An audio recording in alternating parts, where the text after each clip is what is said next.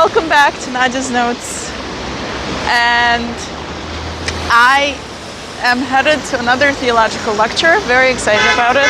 Oh my goodness, potentially crossing on a red light. I do have an umbrella. It's slightly raining and I might pull it out in just a moment. The phone is getting wet. The recording stick is getting wet. I'm getting wet a little bit, but I don't mind. It's like refreshing. It's still hot in New York, so it's a refreshing experience. Here's the hand healing. You could see, yes, updates. Wait, can you see? I think I need to stop.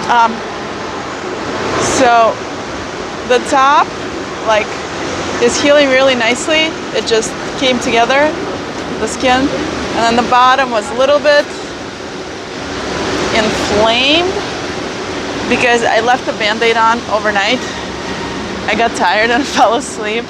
I was like too lazy to get up and like put iodine on the cut. Also, I was afraid of the pain because it has alcohol in it. It's an iodine alcohol. I believe you can call it tincture. So yeah, and now, but I'm very happy because the hand is healing nicely. I put hydrogen peroxide on it earlier and then iodine. And we'll be A-okay. I considered putting on a Band-Aid, but I just think that it can take longer to heal because this part here is going to remain wet versus like if you expose it to the elements. It's like super dry and it promotes healing, I think. Yeah, that's about it. So update on the hand, what else? So I was thinking about, I was sitting in the subway today looking at a woman playing with her engagement and wedding bands. So one of the things that people have started doing because they don't feel safe is they turn the engagement ring inward. To kind of not advertise a big stone. Although I bet another thing people could do is like buy a cheap mycinite ring or a cheap cubic zirconium. Though mycinite I recommend more. They have a really nice sparkle and they're very cheap. So you don't have to wear your diamond in the subway. But that wasn't the point of this. The point of this was I started thinking, why is it that the symbol of marriage is a circle? And I think it's because it signifies completion. I've never thought of this before. Like, didn't have that clarity. And these are just my kind of ideas, you know. Please don't take them as the truth because they aren't. They are what they are. So for sure in Judaism, the idea when you get married is that your souls that have been split at pre-birth or conception, I don't know, that were split before you appeared on this world, in marriage come together so you complete each other. And then I thought about the wedding ring and I was like, wow, the wedding ring is signifying completion. So like you were half of a circle and then you're whole now. And so whenever you're wearing your ring, your marriage or engagement ring, marriage ring, because engagement can be broken. Well, marriage too, but not, I suppose, for people who really believe in what they're doing and in committing to their spouse, it won't be broken. So yeah, that was really cool to realize. Kind of. So now, whenever I look at someone's hand who is married, I'll feel like, oh my goodness, you're complete. You're a complete human being. And for those who want and need and desire to get married, I do think that completion comes from marriage. And you do feel incomplete without it. Otherwise, you would never even have the desire to find your person, right? Usually, like, when you're hungry, you go and find food. When you're thirsty, you go and find drink. When you're confused, you go and find, I don't know, information that will confuse you. When you're lonely, you go and find some friends to talk to. So there's nothing wrong with that. And I think it's just like such a lie in modern culture that we're all supposed to be complete on our own. No, I don't think so. I think we're incomplete on our own. We're even incomplete without our children. We're incomplete without our family. Caveats that,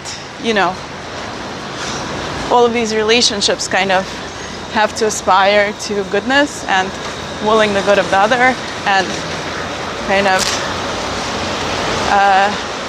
gentle love in terms of really taking into consideration your spouse, and your spouse really taking into consideration you, and the same for familial relationships. So kind of bringing that goodness and love of God into the world through our relationships. And so,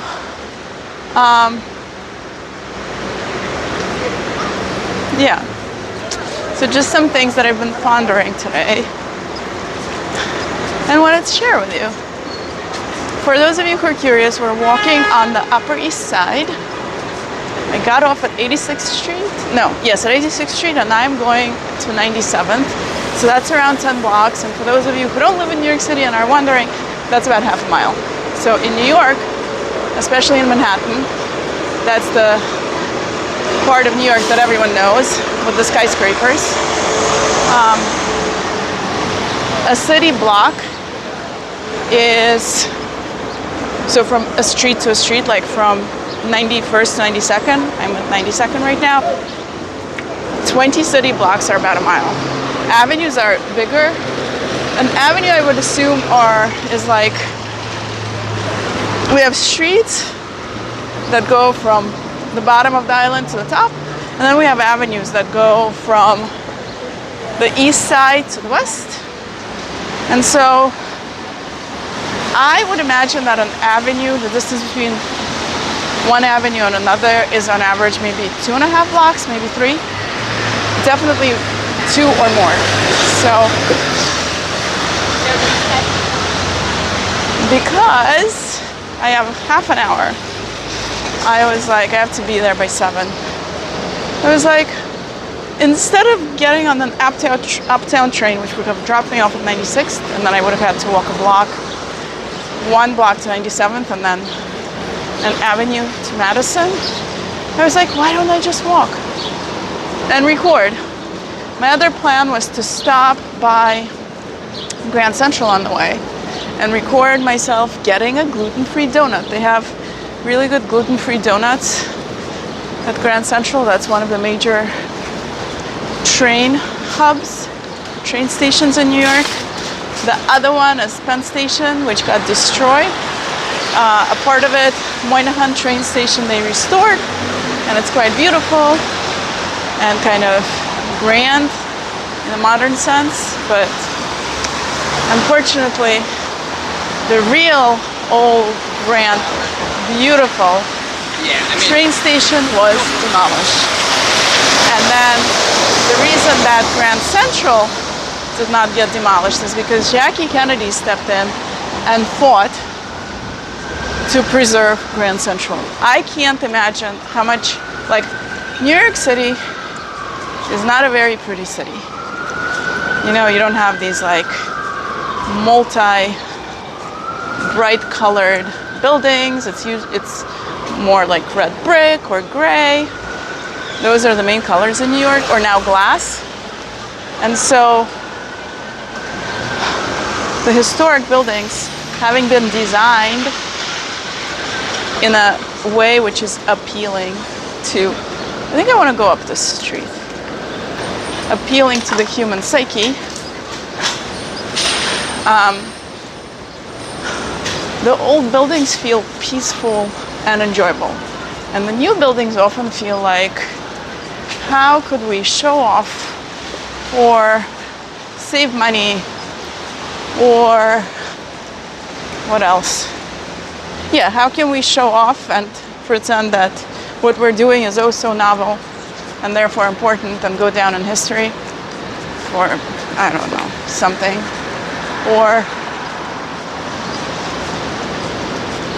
Or just how can we pretend that we're building something grand and fantastic while saving the most amount of money possible, which I feel like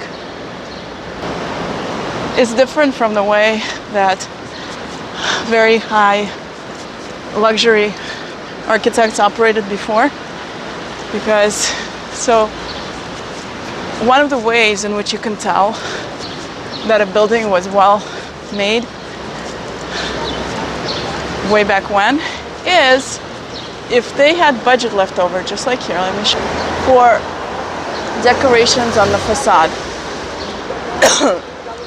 So because they could spend money on the facade, it means that they had a really good budget to make a quality building. I think that's what I learned. I haven't double checked. So I encourage you to double check what I'm saying. Oh man, I like this one. It has balconies. Modern. This is a modern building.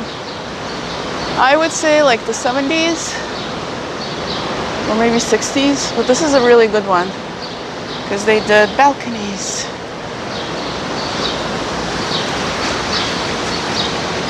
Okay, well, I almost got where I was going.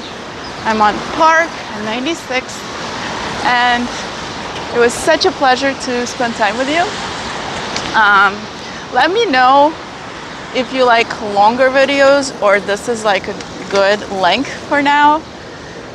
Because if you watched my recent videos, I talked about shortening the length so that I can kind of attract more viewership, because I think the YouTube algorithm prefers shorter videos and like for people to watch longer rather than longer videos and people just drop off pretty early on. So I'm trying to kind of get more people to come watch and join me, and therefore I'm doing shorter videos. But do let me know if you sometimes prefer a longer one. And I love having you here. Thank you for coming along with me on my walk. I really, really appreciate it. I really mean it. It's such a joy to have you here and to share my life with you. Thank you, and see you tomorrow. Mwah.